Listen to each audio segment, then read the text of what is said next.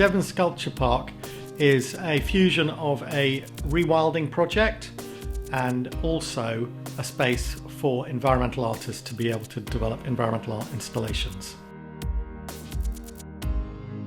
ReWilding is quite simple. It's basically about setting up a natural ecosystem based out of a handful of key habitats, including forest or woodland, open grassland, and wild open scrub as well. And the idea is you create these spaces that you let nature do its thing, and then you introduce herbivores into it to help you manage that space.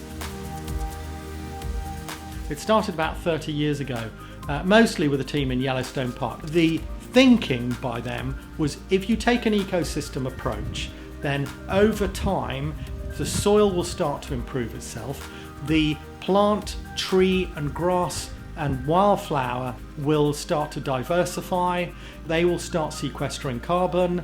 Bacteria will develop. And as a result, you create a richer, more natural environment that will attract more and more wildlife and more wildlife diversity. So Yellowstone Park, we're talking about achieving that on a huge scale, which is a very large natural park. Smaller scale rewilding is the same principles as large scale, but it is achieved from garden scale to projects up to 250 acres. At Devon Sculpture Park and at Mamhead Park South, which is the estate that it happens on, we can run the gamut. We have the outer wildlands that's broken into two zones. The first zone is our Munis Park model. It's about 40 acres and it has the standard three habitats that you'd expect. So it's a woodland, open scrub and wild grassland. For smaller scale rewilding, with your mix of herbivores, one of the constituents that you're looking for is a proxy for a deer type. So in larger scale rewilding, you'll always have deer or antelope, depending on where you are. We've had to work on trying to figure out proxies that are smaller, that are manageable, that can operate within a smaller scale environment.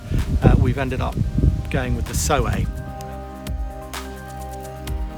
Our second zone is about 80-85 acres, and the model there would be applicable to corner of a large farm or a large estate, corner of a park or a national park.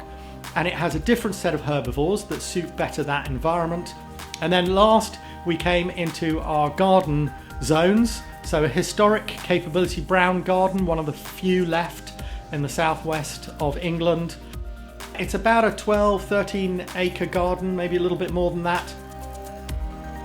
It's just been a wonderful experience for us working with environmental scientists, working with wildlife experts, working with landscape experts, and those communities have been incredibly educational, but 20 years later it feels like it needs some kind of a filter for them so that we can help turn complex language and complex issues into something that's much more easily understood. And I think that's where the environmental art really comes. Art hasn't changed in that it is still today the universal language. And environmental artists are very good at communicating and working with problems and finding ways of showing us how we can understand the issue and how we can address some of the issues.